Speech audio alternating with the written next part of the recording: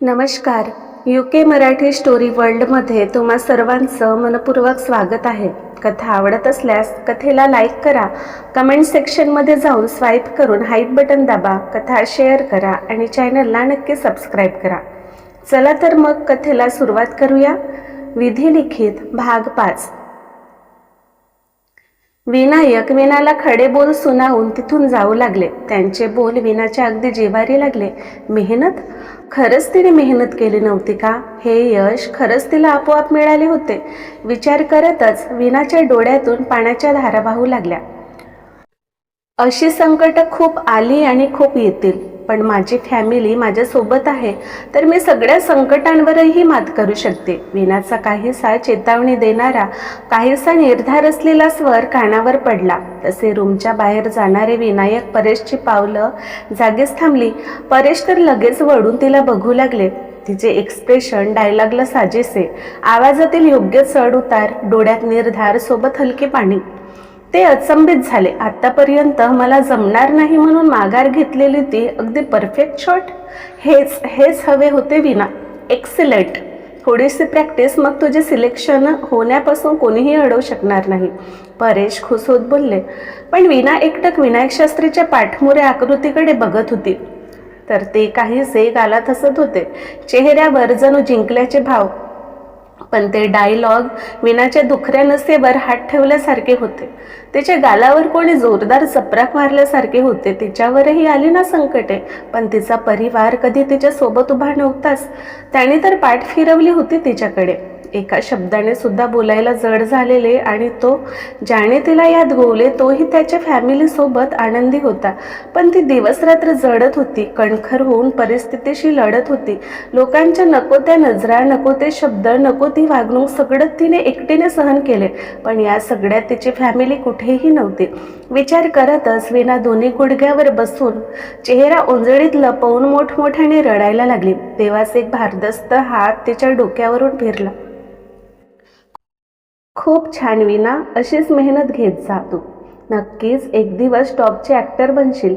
विनायक शास्त्री हसतच बोलले. तशी विना रडता रडताही गालात हसली. आजच्या डायलॉगमुळे विनाचे कशातच मन लागत नव्हते. खूप मिस करत होती ती तिच्या आई बाबा भावाला. तब्बल 5-6 वर्षे झाली त्यांना भेटून. पहिले निदान दिसायची तरी, पण या काही वर्षात तर तिने त्यांचे साधे चेहरे पाहिले नव्हते की त्यांचा आवाज ऐकला. त्यांनीही कधी तिच्याशी संपर्क केला नाही. गॅलरीत उभी ती आज खूप एकटं वाटत होतं. खाली गार्डनमध्ये लहान मुले त्यांच्या आईबाबांसोबत छान खेळत होते. काही तरुण मुले त्यांच्या आईबाबांसोबत गप्पा मारत होते, तर एकीकडे कोणाचे तरी बाबा त्यांच्या मुलीच्या डोक्यावरून मायेने हात फिरवत होते. किती सुखकर आयुष्य आहे ना सगळ्यांचे, किती नशीबवान आहेत सगळी. पण तिच्या वाट्याला हे क्षण कधी आल्याचे आठवतच नाही. मोबाईलच्या रिंगने विनाची तंद्री तुटली. डोळ्यातील पाणी पुसत तिने मोबाईल स्क्रीनकडे पाहिले आणि तिच्या ओठावर $1,000,000 वाली स्माईल आली. वहिनी साहेब. कॉल रिसीव्ह करत विना जरा मोठ्यानेच बोलली. कशी आहेस विना? आत्याचा काळजीने भरलेला सूर आणि विनाच्या डोळ्यात टचकन पाणी आले. तिचे आई बाबा नसले म्हणून काय झाले, पण तिचे कोणीतरी होते जे दूर राहूनही तिच्यासाठी काळजी करत होते. वहिनी साहेब. काय दिले होते तिने त्यांना? फक्त छोटीशी मदत, पण त्या बदल्यात आध्याने जगातील सगळ्यात मोठी खुशी तिच्या पदरात टाकली होती. आनंदाने तिची रिकामी झोडी भरून दिली होती. मी एकदम छान. तुम्ही कसे आहात? डोळ्यातील पाणी पुसत विना हसत बोलली. आम्ही सगळे मस्त. विना, तुझा आवाज खूप लो येतोय. तू नाराज आहेस का? तुला बरं नाही का? तिथे तुला काही त्रास आहे का? आध्या एकावर एक प्रश्न विचारू लागले. तर विना हसत तर कधी रडत आध्याचे बोलणे ऐकत होती. तुला एकटं वाटत आहे का? थोडासा पॉज घेत आध्याने विचारले. तसे विनाच्या पापण्या आपसूक मिटल्या गेले. आवंडा गिळून ती दाताखाली ओठ पकडून गप्प राहिली.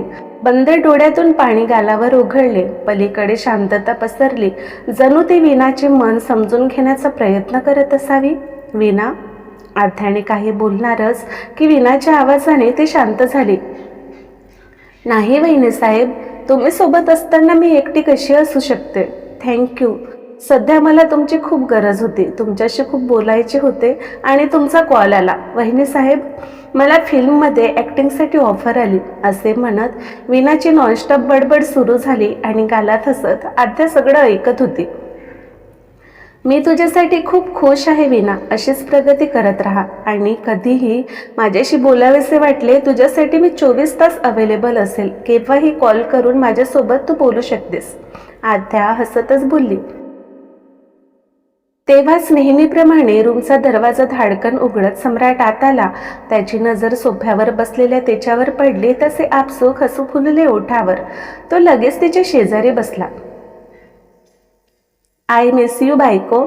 आध्याच्या गालावर ओठ टेकवून सम्राट हलकेच पुटपुटला आणि इकडे त्याची ती हलकीशी कुजबुज ऐकून वीणाच्या हृदयाची धडधड वाढली. सम्राट, अहो काय करताय? आध्या त्याच्या दंडावर हलके फटका मारत काहीशी लाजून बोलली. बायको, आजही तुझे हे लाजरे रूप घायाळ करतो आम्हाला आणि आम्ही नाही घाबरत कोणाला, कळलं? सम्राट तिच्या हाताला पकडून मांडीवर बसवत हळूवार तिच्या मानेवर ओठ फिरवत पुटपुटला.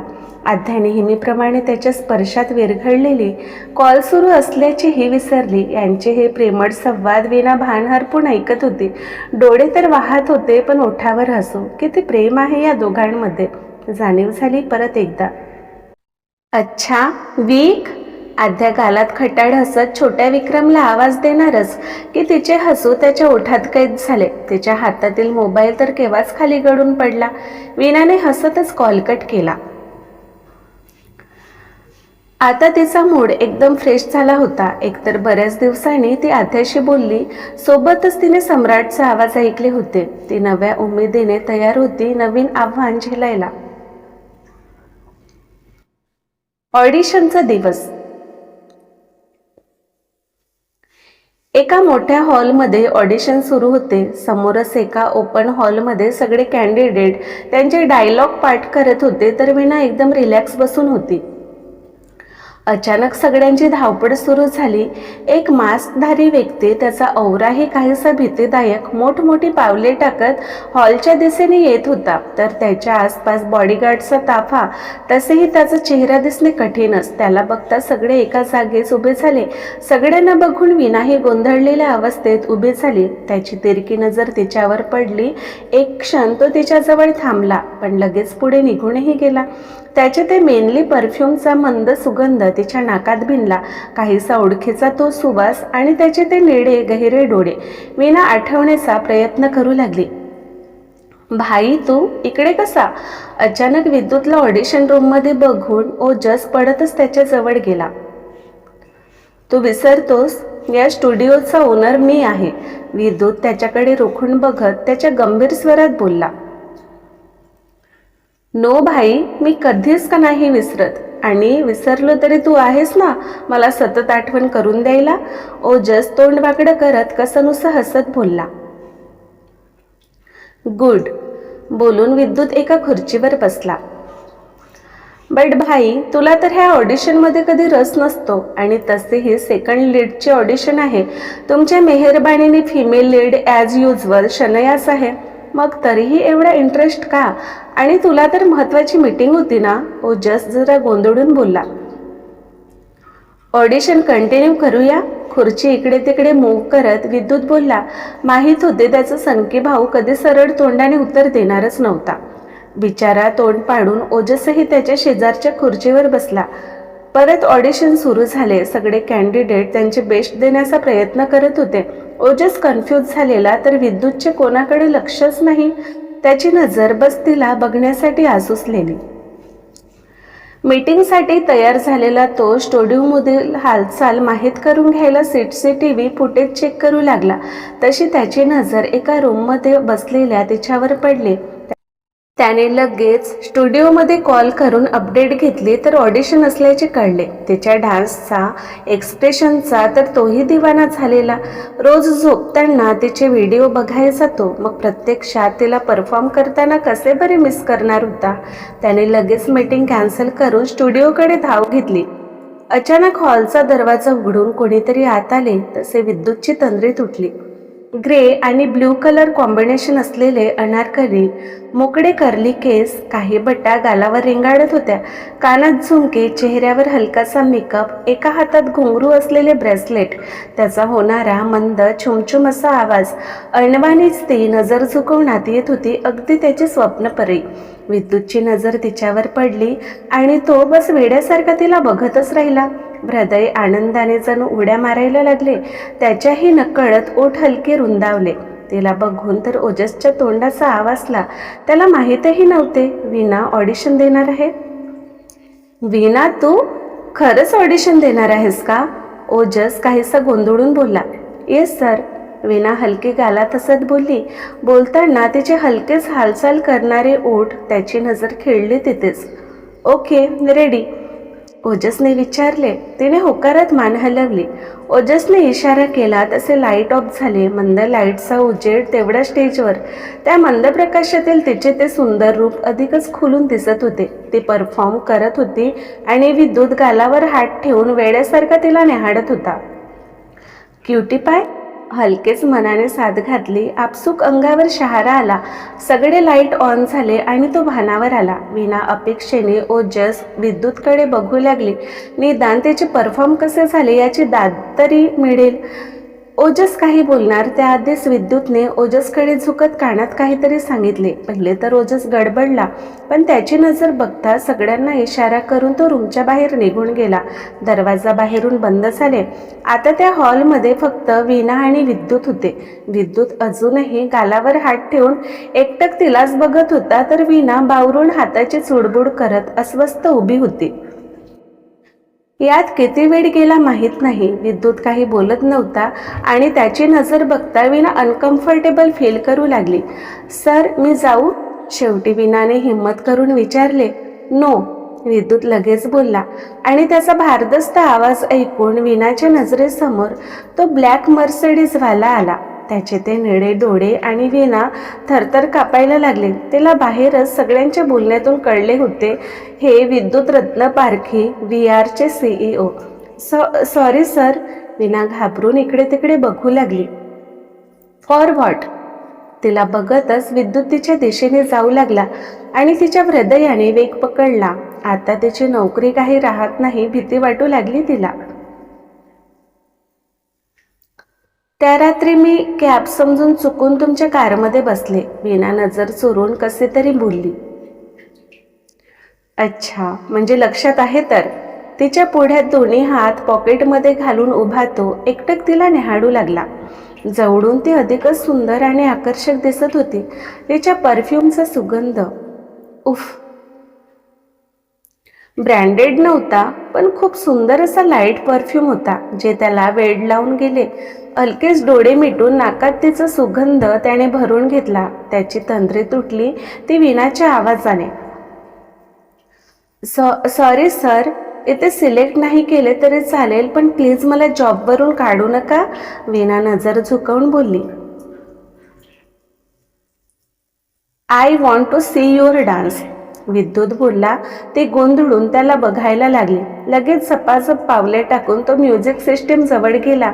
त्याने एक सॉन्ग प्ले करून हाताची घडी घालून तिच्याकडे बघू लागला. ते एक म्युझरा टाईपचे सॉन्ग होते. वीणा गोंधळून त्याला बघू लागली. कोरिओग्राफर आहेस ना तू? सगळे तुझी खूप स्तुती करतात, मग या सॉन्गवर डान्स करायला तुझी काही हरकत नसावी. तिला गोंधळलेले बघून विद्युत कठोर स्वरात बोलला. वीणाने काही वेळ डोळे मिटले. बंद डोळ्यापुढे काही स्टेप तिने पोज घेतली आणि लगेच डान्स करायला सुरुवात केली. मुजरा, एक शास्त्रीय कथ्थक नृत्य प्रकार, ज्यात शरीराची हाताची हालचाल अगदी मंद केली जाते. चेहऱ्यावरचे भावही हळूवार फुलतात, पण ते अगदीच गहिरे असतात. डोळ्याच्या खाणाखुणा, चेहऱ्यावरचे भाव समोरच्याला घायाळ करायला पुरेसे असतात.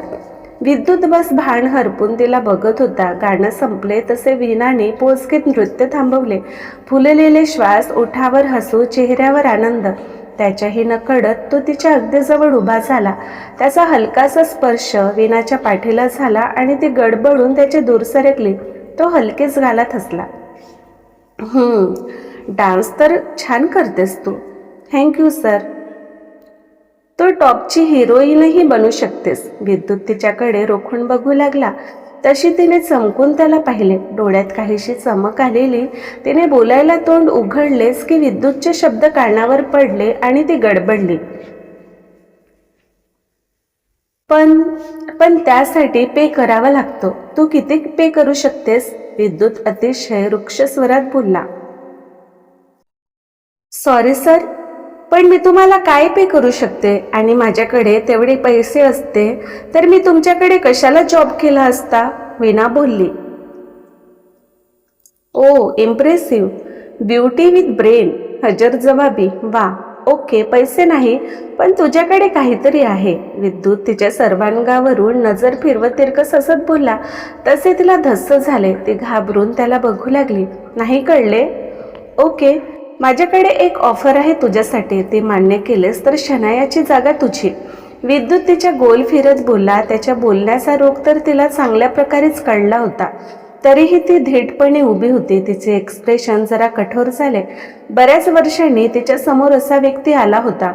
आणि ती ऑफर मी जाणू शकते? वीणा त्याच्या डोळ्यात बघत बोलली. जास्त काही नाही, बस एक रात्र तुला माझ्यासोबत घालवावी लागेल. हलकेच तिच्या जवळ झुकत तो तिच्या कानात पुटपुटला. वीणाच्या हाताच्या मुठी आपसूक आवडल्या गेल्या. रागाने तिचे ऊर धपापत होते. डोळ्यात पाणी दाटून आले. एवढ्या वर्षांनी तीच ऑफर. म्हणजे तिच्या गुणाला, तिच्या कलेला काही महत्त्व नव्हतेच का? प्रगतीच्या शिखरावर पोहोचायला हे एकच पर्याय आहे का? कोणा अनोळखी व्यक्तीसोबत रात्र घालवायचे? तिला तसेही असले ऑफर नको होते. तिने डोळ्यातील पाणी पुसले आणि थेट त्याच्या नजरेत बघू लागले. मला ना टॉपची हिरोईन बनण्यात इंटरेस्ट आहे, ना तुमच्या त्या शनयाची जागा घेण्यात. मी एक छोटीशी कलाकार आहे सर, आणि त्यावर मला पूर्ण विश्वास आहे. माझ्या कलेच्या टॅलेंटच्या जोरावर मला प्रगतीच्या शिखरावर पोहोचायला आवडेल, ना की तुमच्यासारख्यांचे बिस्तर सजवून. वीणा काहीशी निर्धाराने बोलली. तुला कळते तू काय करत आहेस? मी विद्युत रत्नपारखी, CEO ऑफ VR. मला नाही बोलण्याची हिंमत अजूनपर्यंत तरी कोणी केली नाही. याचा परिणाम काय होतील कळते तुला? विद्युत घमंडात बोलला. हो सर, तुम्ही एकतर मला या फिल्मसाठी रिजेक्ट करणार किंवा जॉबवरून काढणार. याशिवाय तुम्ही दुसरं काहीही करू शकणार नाही. आणि एक जॉब गेला म्हणून काय झाले? माझ्यात गुण आहे, कला आहे, त्याच्या जोरावर मी मानाने उभे राहीन. पण तुमच्यासारख्या माणसाच्या पायाखाली मुळीच माझ्या कलेला चिरडू देणार नाही. धन्यवाद सर. रागात बोलून त्याच्यावर जडजडीत कटाक्ष टाकून वीणा दरवाजाच्या दिशेने गेली. दरवाजा बाहेरून बंद होता. तिने वळून विद्युतकडे पाहिले.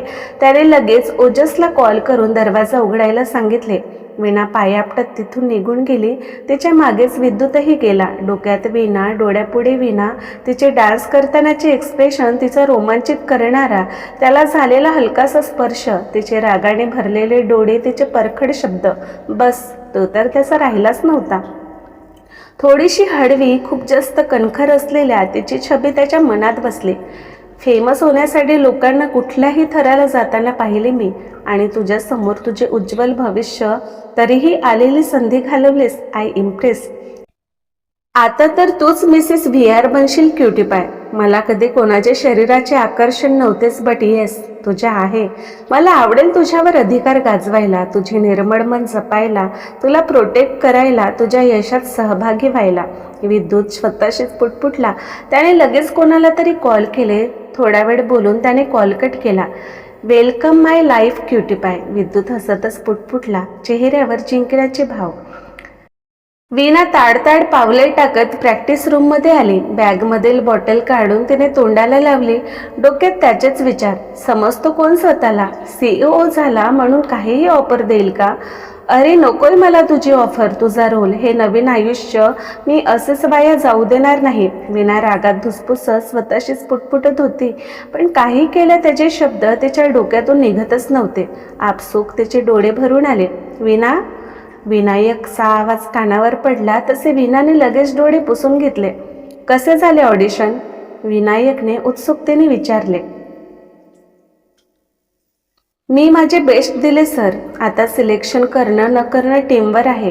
वीणा कसंनुसं हसून बोलली. कशी सांगणार होती या रोलसाठी ऑफर मिळालेली इथे तिची नोकरीही साबूत राहणार होती की नाही याचीच शाश्वती नव्हती. तिथे फिल्म रोलचा विचार करणे तर दूरच राहिले.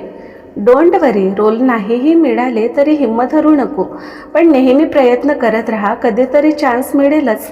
विनायक बोलले तशी ती गालात हसली. तसेही फिल्म इंडस्ट्रीमध्ये सहज काम मिळणे कठीणच जाणून होते विनायक. 1 आठवड्यानंतर CEO ऑफिस. वीणा ऑफिस बाहेर एका खुर्चीवर बसून होती. मनातील भीती तिच्या चेहऱ्यावरही स्पष्ट दिसत होते. आज स्टुडिओमध्ये आल्या आल्या कळले होते तिला CEO ऑफिसमध्ये बोलावले आणि धस्स आले तिला. आज कदाचित तिचा या स्टुडिओमधील शेवटचा दिवस मनाने कबूल केले होते. जवळपास 2 तासापासून ती ऑफिसच्या बाहेर बसून होती. अजून तरी तिला आत बोलावले नव्हते. काय गरज होती विना CEOशी पंगा घेण्याची? त्यांची ऑफर नाकारलेच ते ठीक, पण नोकरीवरून काढा वगैरे हे अतिच बोलून गेले कदाचित. पहिलेच तो माणूस नेमका कसा आहे देव जाणे. देवाने एवढे सुंदर डोळे दिले, पण त्या डोळ्यात नुसता वृक्षपणा. चेहऱ्यावर एवढा मोठा मास्क. म्हातारा आहे, तरुण आहे, कोणाला माहीत नाही. म्हाताराच असावा म्हणून तर सारखे मास्कच्या मागे त्याचा चेहरा लपवून असतो. एवढा मोठा स्टुडिओ उभारले, मग कशाची भीती? म्हातारा कुठला? आणि ऑफर तर अशी देतो की तारुण्य अंगात मावतच नसावी. ठरकी बुड्ढा, बेशरम, नालायक. याची बायको नक्कीच याला सोडून गेली असेल. जाणारच ना, जिथे तिथे तोंड मारत फिरत असेल हा बुड्ढा. म्हणे VR आहे मी, CEO ऑफ VR.